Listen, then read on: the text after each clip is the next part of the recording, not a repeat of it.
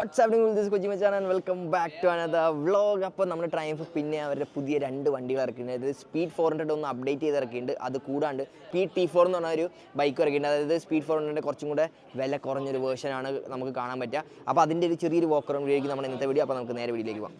So guys, ഇതാണ് നമ്മുടെ ഏറ്റവും പുതിയ ട്രയംഫിൻ്റെ സ്പീഡ് 400 ആൻഡ് സ്പീഡ് T4. ഇത് രണ്ടുമാണ് അവരുടെ ഏറ്റവും പുതിയ മോട്ടോർ സൈക്കിൾ. അവർ ആ ഒരു സെയിം പ്ലാറ്റ്ഫോമിൽ തന്നെ ഇറക്കിയേക്കണം രണ്ട് മോട്ടോർ സൈക്കിളാണ് വിത്ത് ഡിഫറെൻറ്റ് പ്രൈസിംഗ് എന്ന് തന്നെ പറയാം. ഇതിൻ്റെ പ്രൈസ് വന്ന് 2,17,000 ആണ് എക്സ് ഷോറൂം ആൻഡ് ഇതിൻ്റെ പ്രൈസ് വന്ന് 2,40,000 ആണ് എക്സ് ഷോറൂം വന്നേക്കണേ. പണ്ടത്തെ റേറ്റ് നമുക്ക് 234 ആയിരുന്നു നമ്മുടെ സ്പീഡ് 400ൻ്റെ. അത് കൂടാണ്ട് അതിൻ്റെ ഓഫറിൽ നമുക്ക് 2.24 വരെ എത്തിയായിരുന്നു. പക്ഷേ ഇതിന് കുറച്ച് അപ്ഗ്രേഡ്സ് കൊണ്ടുവന്നുണ്ട്. ഇത് കുറച്ച് ഡൗൺ ഗ്രേഡ് ചെയ്തെന്ന് നമുക്ക് ഇവിടെ പറയാം. കുറച്ച് സാധനങ്ങളൊക്കെ മാറിയിട്ടുണ്ട്. ഇപ്പോൾ ഫ്രണ്ടിൽ നിന്ന് തന്നെ നോക്കാം. ഫ്രണ്ടിൽ നിന്ന് കാണാം ഒരു golden colour upside down suspension. നേരത്തെ എന്താണ് ഉണ്ടായത് അത് തന്നെ അവിടെ വെച്ചിട്ടുണ്ട്. പക്ഷേ ഈ ഒരു T4ലേക്ക് വരാൻ പോയാൽ ഇതിൽ ടെലിസ്കോപ്പിക് സസ്പെൻഷനാണ് കൊടുത്തേക്കുന്നത്. അതുകൊണ്ട് ഈ മഡ് ഗാർഡൊക്കെ വ്യത്യാസമുണ്ട് കേട്ടോ. ഇതിൻ്റെ ക്വാളിറ്റിയും കാര്യങ്ങളൊക്കെ നല്ല വ്യത്യാസമുണ്ട്. ഈ രണ്ട് mudguard front mudguard നോക്കിയാലും ഇതിൽ MRFൻ്റെ സാപ്പർ ടയേഴ്സാണ് തന്നെ. ഇതിന് വേർഡ് സ്റ്റൈൻ്റെ ടയേഴ്സാണ് വന്നേക്കുന്നത്. ഇതിന് കൊടുത്തേക്കുന്നത് MRFൻ്റെ സാപ്പർ ടയേഴ്സാണ്. ആൻഡ് ഡിസ്ക് ബ്രേക്കൊക്കെ സെയിം തന്നെയാണ്. പക്ഷേ നമുക്ക് നമ്മുടെ കാലിപ്പേഴ്സ് മൗണ്ട് ചെയ്യുന്നേക്കുന്നത് ഭയങ്കര ഡിഫറൻ്റ് ആണ്. ഇതിന് സിംഗിൾ പാഡ്സും അവർ കൊടുത്തിട്ടുണ്ട്. അപ്പോൾ അതാണ് നമ്മുടെ ഫ്രണ്ടിൽ നിന്ന് look. Same LED head lamps ഒക്കെ തന്നെയാണ് എനിക്ക് തോന്നുന്നത്. സെയിം ആക്സസറീസൊക്കെ ഇതിലും കയറ്റാൻ പറ്റും. അതിനൊരു വ്യത്യാസമില്ല. ഹാൻഡിൽ ബാർ അതിൻ്റെ ഒരു സിൽവർ കളർ ഹാൻഡിൽ ബാർ ആണെങ്കിൽ ഇതിനൊരു ബ്ലാക്ക് കളർ ഹാൻഡിൽ ബാറാണ് കൊടുത്തേക്കുന്നത്. പിന്നെ ഇതിന് അഡ്ജസ്റ്റബിൾ ലിവേഴ്സൊന്നും നമുക്ക് കാണും കേട്ടോ. ഇതിന് നോർമൽ ലിവേഴ്സാണ്. പക്ഷേ ഇതിന് ഇപ്രാവശ്യം ഒരു അഡ്ജസ്റ്റബിൾ ലിവേഴ്സാണ് ഒരു അപ്ഗ്രേഡ് ആയിട്ട് കൊടുത്തേക്കുന്നത്. കണ്ടോ, ഒരു അഡ്ജസ്റ്റബിൾ ലിവേഴ്സ് ഇതിന് അവർ കൊടുത്തിട്ടുണ്ട്. അപ്പോൾ അതാണ് ഇതിന് വന്ന ഫ്രണ്ടിൽ നിന്നുള്ള മെയിൻ മാറ്റങ്ങൾ.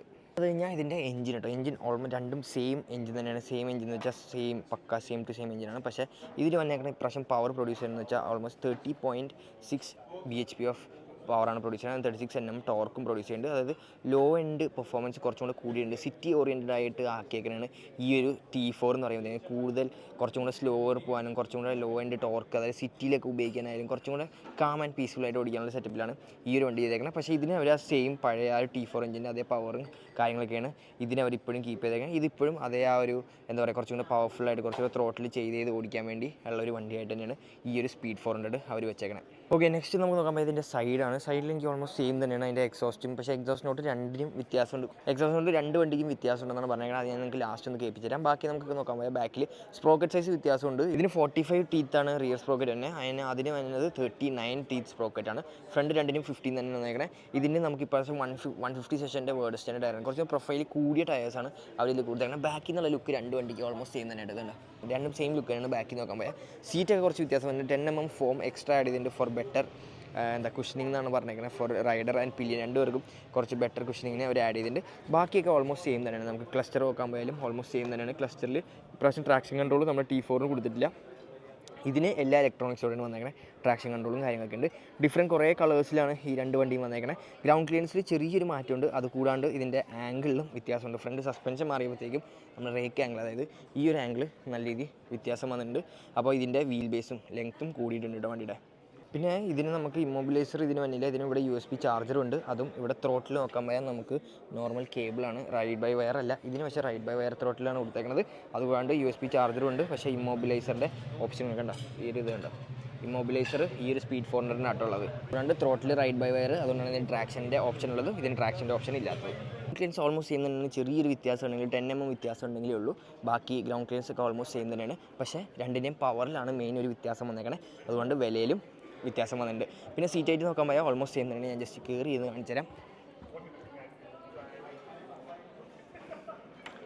ഇതിലിരിക്കുമ്പോൾ എനിക്ക് ഓൾമോസ്റ്റ് കണ്ടോ ഒരു ഹാഫ് ഫുട്ട് എനിക്ക് കിട്ടുന്നുണ്ട്. ഓൾമോസ്റ്റ് ഹാഫ് ഫുട്ടിലേക്ക് എനിക്ക് ഇരിക്കാൻ പറ്റുന്നുണ്ട്.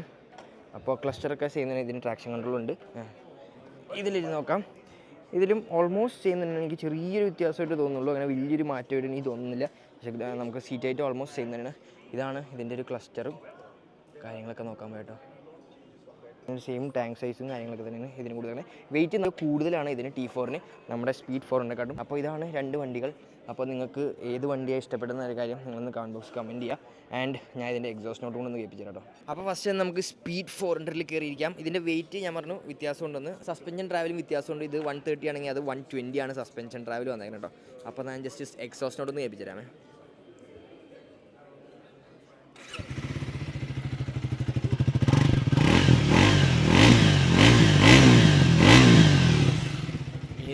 T4-ൻ്റെ ഏൽപ്പിച്ചു തരാം. അപ്പോൾ നെക്സ്റ്റ് നമുക്ക് നമ്മുടെ T4 കയറിയിരിക്കാം. ഇതാണ് T4. വെയിറ്റ് അങ്ങനെ വലിയ മാറ്റമൊന്നുമില്ല. സസ്പെൻഷൻ ട്രാവൽ വ്യത്യാസമുണ്ട്. ആൻഡ് സീറ്റ് ഹൈറ്റും ഓൾമോസ്റ്റ് സെയിം തന്നെയാണ്. എനിക്ക് അത്ര മാറ്റമൊന്നുമില്ല. നമുക്കൊന്ന് സ്റ്റാർട്ട് ചെയ്യാം.